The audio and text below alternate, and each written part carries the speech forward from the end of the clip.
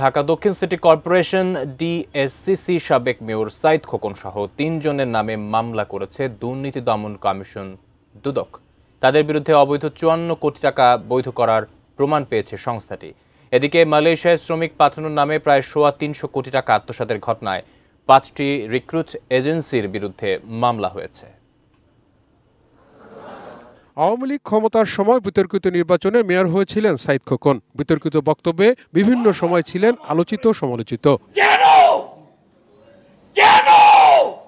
আওয়ামী লীগের ক্ষমতাচ্যুতির আগেও সাইদ খোকনের বিরুদ্ধে অবৈধ সম্পদের অনুসন্ধান করেছে দুর্নীতি দমন কমিশন। তবে ৫ আগস্টের পর আওয়ামী লীগের এই নেতার বিরুদ্ধে ব্যাপক দুর্নীতির অভিযোগ অনুসন্ধান শুরু করে সংস্থাটি।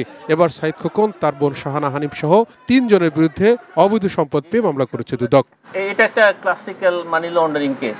অসাধু উপায়ে অর্জিত যে অর্থ সেটা একটা ব্যাংক হিসাবে প্রথমে জমা দিয়েছে, সেই হিসাব থেকে আবার পরবর্তীতে আরেকটা হিসাবে স্থানান্তর করেছে, সেখান থেকে আবার ঘুরে এসে তাদের স্বার্থ সংশ্লিষ্ট আরেকটি প্রতিষ্ঠানে আবার ওই টাকাটা, অর্থাৎ অসাধু উপায়ে অর্জিত অর্থ, এটাকে বৈধকরণের চেষ্টায় বারবার এগুলি স্থানান্তর, রূপান্তর এবং হস্তান্তর করা হয়েছে। এদিকে মালয়েশিয়া শ্রমিক পাঠানোর নামে ৩ কোটি টাকা আত্মসাতের অভিযোগে ৫টি রিক্রুটিং এজেন্সির বিরুদ্ধে মামলা করেছে দুদক। প্রতিষ্ঠানগুলো হচ্ছে GMG trading, the GMG associate, QK quick express, MEF global এবং ধামাসি কর্পোরেশন।